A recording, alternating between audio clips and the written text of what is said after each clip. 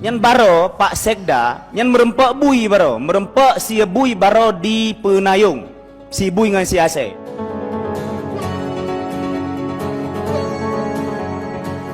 Syederalun, anggota Dewan Perwakilan Aceh atau DPRA Muhammad Yunus M. Yusuf mengungkap dugaan temuan Satpol PP dan WH Aceh terhadap adanya penjualan daging babi dan anjing di suatu tempat di kawasan Penayung, Banda Aceh baru-baru ini.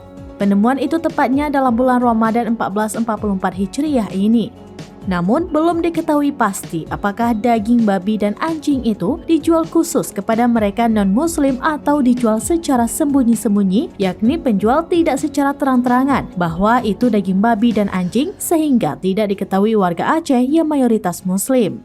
Persoalan daging babi dan anjing itu diungkapkan Muhammad Yunus saat rapat paripurna DPR Aceh tahun 2023 dalam rangka penetapan rancangan kanun Aceh sisa program legislasi Aceh prioritas tahun 2022 hasil fasilitas Kemendagri pada Rabu 5 April 2023 malam.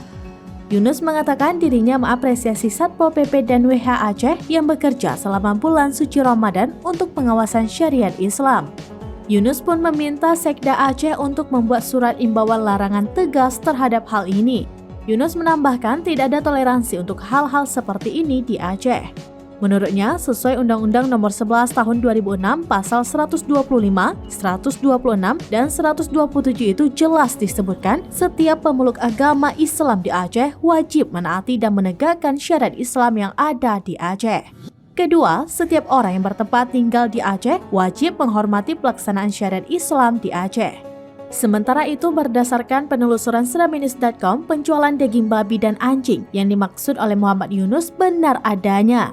Namun, transaksinya murni diperuntukkan bagi pembeli non-muslim.